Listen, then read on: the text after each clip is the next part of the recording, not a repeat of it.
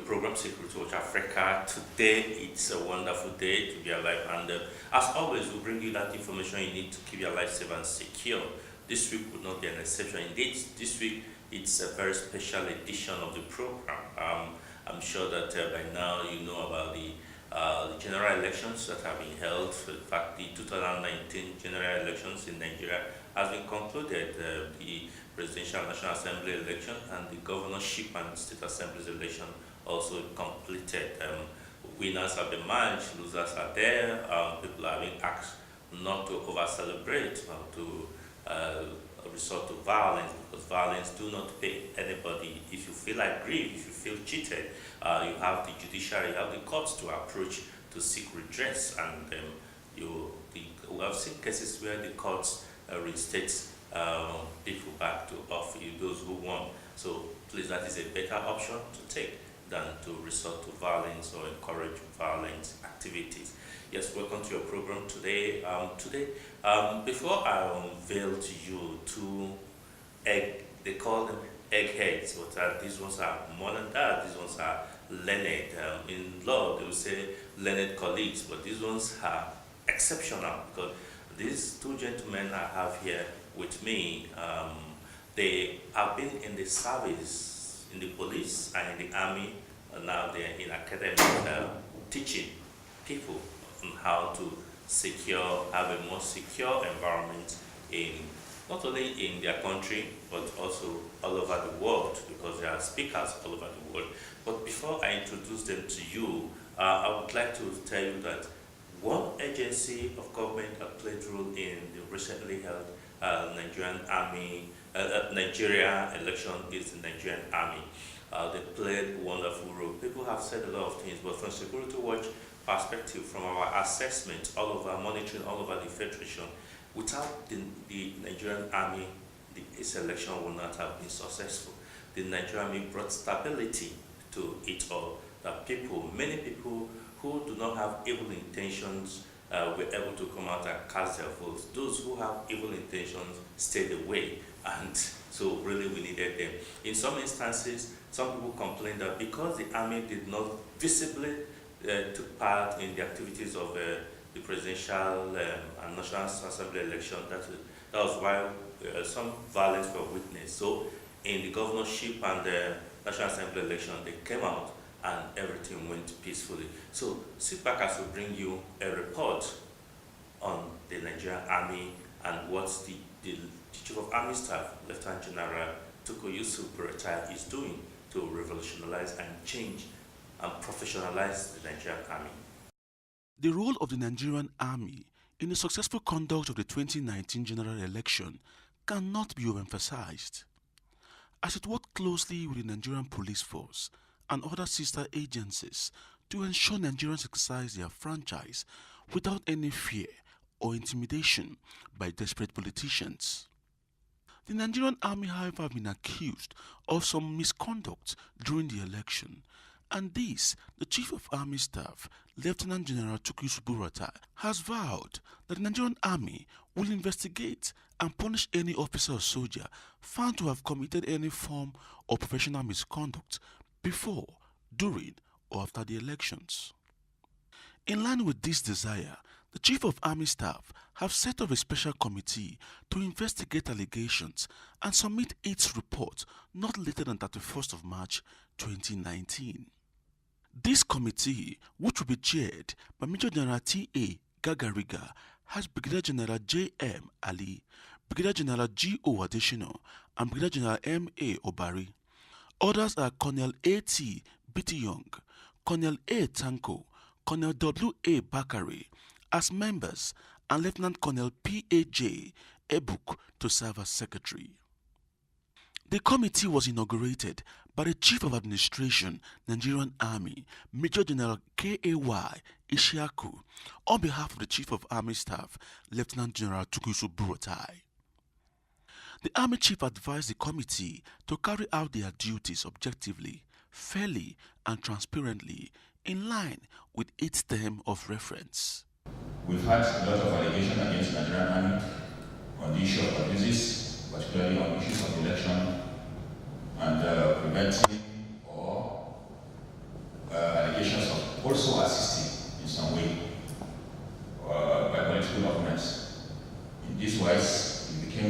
very necessary for the Chief of Army Staff to integrate you so that at least you investigate all allegations.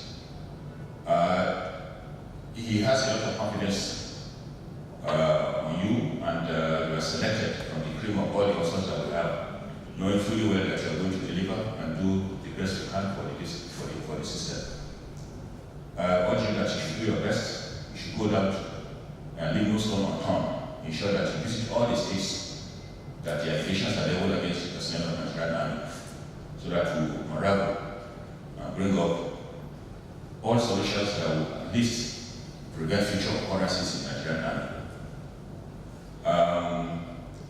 You've had the terms of reference, and I believe that it's not exhaustive. Other things may crop up as you do your investigation to find out all the allegations that is leveled against the Army. Please make a detailed work so that this will serve as a point of reference for future generations of Nigerian Army. When you proceed, we'll make all necessary arrangements for you to use your work, and we'll also, as much as possible, liaise with all information and units that are involved or that things happen in their real world.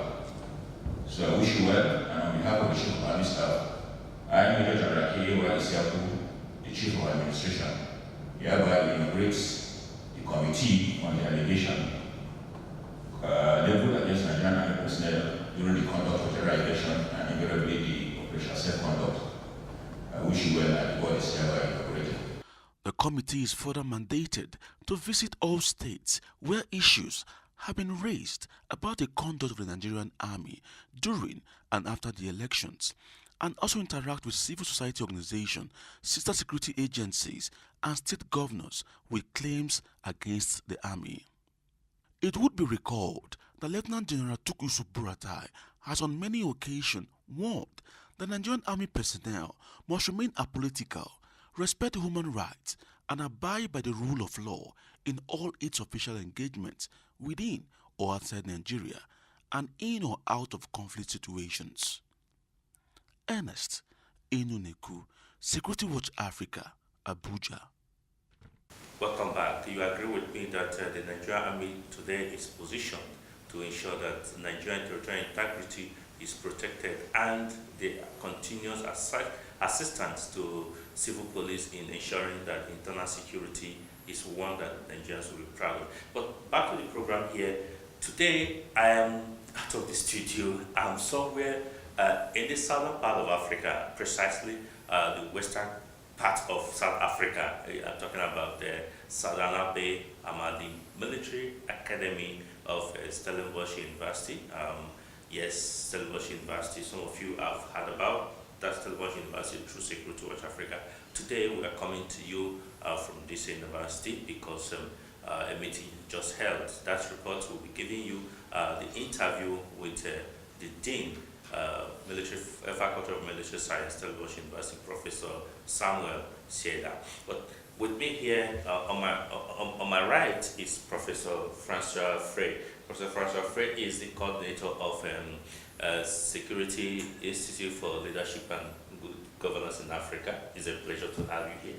Yes, on my right is a member of Security Watch Africa, I will call him. Is Professor Henry Fouché. Professor Henry Fouché has been with Security Watch Africa, traveling all over Africa, delivering lectures and imparting knowledge to a lot of people. He was with Stellenbosch University until he just told me he's retired. He's now an elder statesman. He's now full with a lot of knowledge and wisdom. Gentlemen, let me start with you, as the coordinator of SIGLA. What does SIGLA stand for? SIGLA, the acronym means the Security Institute for Governance and Leadership in Africa. It's a research institute of Stellenbosch University that's affiliated with the Faculty of Military Science. The acting director of SIGLA is the Dean of the faculty, and SIGLA focuses on matters of leadership governance in Africa, and the governance part is focused on three domains: a landward side, a maritime side, and very recently we've become rather active in the field of cybersecurity. The execution of the activities of SIGLA runs according to a program, and this program incorporates the different domains where we look at the matters of governance in Africa, how leadership plays a role in order to promote good governance and to establish governance as a type of a preventative measure for the collapse of governance into violence, extremism, terrorism, by way of landward, maritime and cybersecurity aspects. So in a nutshell, that is what SIGLA stands for and what SIGLA envisages, and according to which its program of activities is structured. And this appears on the SIGLA page under the University of Stellenbosch, where you can have a look at the activity program of SIGLA that maps out the activities for 2019 in particular. Thanks. Okay.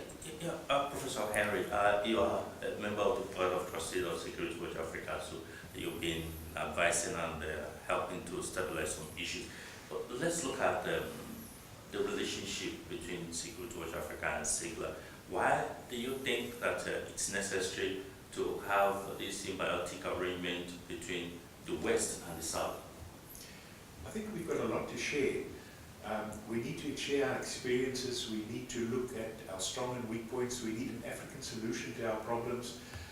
And coming from my side, that Patrick mentioned, being previously in law enforcement, I think it's very important that we look at the resources that we have in law enforcement and that we concentrate on not only arresting people but prosecuting them and then the sentencing of those people. This is the best way in which to deal with crime in the maritime domain, because crime in the maritime domain has reached unprecedented proportions, particularly around the African continent, and this is where we need to cooperate. SIGLA has a maritime hub where research is being done on the problem in cooperation with other universities, and particularly with Security Watch Africa and your vast network in West Africa.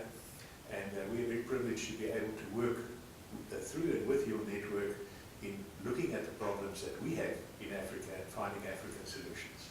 Okay. Yeah. Welcome back. Like you can see, we're discussing, and really, before I take them further on some other issues, sit back as we bring you this interview we had with the Dean, Faculty of Military Science of Stellenbosch University, Professor Samuel Shela. Southern Africa is a part of Africa that has shown that military activities can be well articulated, well streamlined and institutionalized. And this is because a training program that is coordinated from where we are right now is headed by a man that, though not a military man, but is inculcating level of knowledge to both young, middle level and senior military personnel of not only South Africa but the entire Southern Africa. I'm talking about Professor Samuel Shela, who is the Dean, Faculty of Military Sciences of Stellenbosch University. I wouldn't be able to tell you about this man or the school or the faculty because it's quite massive. I want him to maybe in brief tell us what the faculty does and what he's doing in the faculty. Prof, it's a pleasure to talk with you. We know that you're very busy, but we just want to have this chat with you because as we discuss later, we'll get to find out why the faculty and Stellenbosch is reaching out to the rest of Africa. But what is your work? What does your work entail, and what do you do here? Thank you very much, sir. Like you pointed out, my name is Professor Sam Tshehla. My work, I'm the current 17 of the Faculty of Military Science, which is part of Stellenbosch University.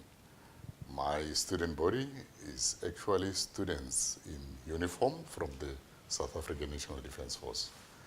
I still teach students from the first year, second year, third year, At the end of the third year, they complete with a Bachelor of Military Science degree. And of course, going back slightly, Faculty of Military Science is one of the 10 faculties within the University of Stellenbosch. All our degree programs are issued through the University of Stellenbosch. And then, of course, we got a contract between the Department of Defense and the University of Stellenbosch. In that case, that's when I get all my students from the South African National Defense Force. My students range from young junior officers, and we also teach at the postgraduate level the senior officers of the South African National Defense Force. My academic programs also include the honors program, the master's programs, as well as a PhD in military science. And obviously, we have been in existence for the past 67 years. And in April, we will be doing 68 years as a military science. Wow, that's quite massive. 68 years, that's a long time. So you have this kind of faculty had turned out very, very senior military officers who had seen it all. From our understanding, this faculty also had spearheaded when you talked about issues of the war sciences and all that, but let's not talk much about that, but let's come to, you also desire to impart some level of leadership knowledge and good governance to other, not only South Africa, to other parts of, like you always call brothers of Africa. Yeah. Can you tell us what is it about? All right, I think we, as the University of Stellenbosch, we also aspire to make an impact in terms of research that we do within the broader university structure, in which, of course, military science is one of the university entity in which our focus is heavily on the issues relating to military activities. Now, number one, what we can highlight in terms of the junior officers level, we try to impart them with the knowledge that they are going to utilize as senior officers in the Defense Force. With that, we also look at as to what is the need for Africa as a whole. And of course, we know the challenges in Africa is the whole aspect of leadership. Good governance is one of the biggest challenges we have in Africa. And also the issue of looking at aspects of what is happening at sea. Much as we are surrounded by the sea itself, sometimes we often lack in terms of knowledge as to what do we do with the sea. Now, within the SADC region, we also trained some students from the neighboring countries. We trained students from Mozambique Defense Force. We trained some students from Botswana Defense Force. And that training is mainly on a higher education level, on a degree level. In Mozambique, typically, we got about 3 students there that already completed the degrees within military science. Now, our plan is to expand that knowledge base that we have as military science to the rest of Africa, including now reaching out to our brothers and sisters in Nigeria. And that is very key for us to remain relevant within the knowledge base that we possess as military science. And I think that's what is very key, and that's what is driving the faculty as a whole in terms of research and development. Okay, okay, still building on that, we understand there's an MOU working relationship between the faculty, the university, and Security of Africa. What is this about, and what is it to achieve? The fundamental base, as we are in the academic fraternity, I pointed out a couple of times that we are in the business of knowledge production. The plan with Security Africa, Watch Africa, is to develop short courses that is going to empower officers in all entire security cluster as a whole. And those short courses will be geared to focus on leadership, the whole aspect of governance, the whole aspect of defense forces as a whole, and the strategy to run the defense forces. And I think those are the kind of, or to run the whole armed forces. If we can be in a position with the little that we know and we understand, we can be in a position to reach out to the entire Africa. That would be for the benefit of the Africans. Now, as many scholars in most cases they speak about African solution for the Africans. We can be in a position to narrate our position better than anybody else coming from elsewhere. And not from the CNN version of Africa. Definitely, my brother, we don't really need a CNN version of Africa. We just need to really tell the story as it unfolds on the ground. And basically with the Security Africa, Security Watch Africa, we are really looking forward to be in a position to work effectively as a collective, especially as military science, to be in a position to impart our knowledge to the rest of Africa, and hopefully we'll be in a position to reach the entire Africa with regards to this program. Welcome back. Really, you hear that there is need for Africa. Just to Professor Samuel, they said Africa to look inward and provide solution to its problems. And Professor Henry Foshe also reiterated that by saying that the solution to Africa issue must be solved in Africa, and that is what we are here to provide. Yes, during the election, the recently held elections in Nigeria, the Security Watch Africa monitored security activities of the activities of security agencies during the election, particularly the governorship and the state assembly election in Lagos State. Security Watch Africa will also in some other states, but we have a report for you from Lagos about what happened in Lagos. Sit back as we bring you this report.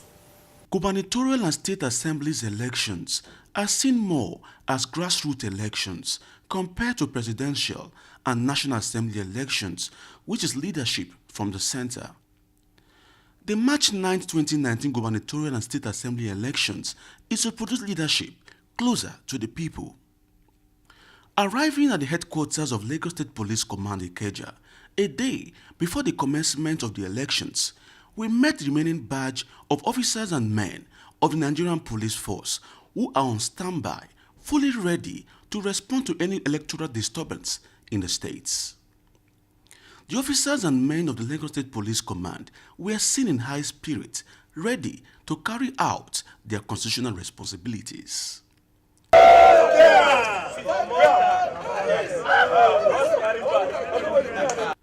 The Commissioner of Police Lagos State Command, CP Zubairu Muazu, on the day of the elections, after ensuring that his men have been fully deployed to different polling units across the states, set out in company of the Assistant Inspector General of Police, Zone 2 Command, AIG Lawal Shehu, and other police officers. CP Muazu and the entourage began the election security monitoring and supervision from Ikeja Metropolis, the capital territory of the ever-busy and bustling Lagos State, which is now like a ghost town because of the restriction of movement ordered by government. After ensuring that voting is ongoing in Ikeja, the inspection and supervision team moved to Okota area of Lagos State, where there was an election violence during the presidential and National Assembly elections. This time around, Okota was cool and calm. Voters could be seen queuing up orderly to exercise their franchise, and security personnel comprising the Nigerian police and other security agencies ensuring that law and order is maintained.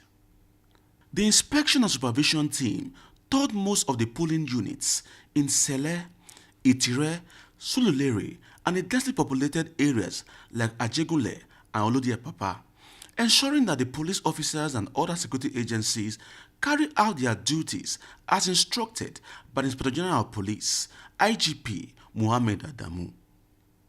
It was indeed a very busy day for the Lagos State Commissioner of Police, CP Muazu, and the team throughout the duration of the governorship and House of Assembly elections, as the CP ensured that his men performed optimally, giving every Lagosian the opportunity to cast their vote for any candidate of their choice without any form of harassment and intimidation.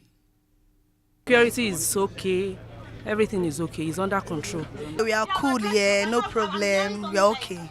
For this Okota today, we thank God for today. No fight, everything is successful. No fight, nothing, everything is no wahala for this Okota. We thank God for our area here.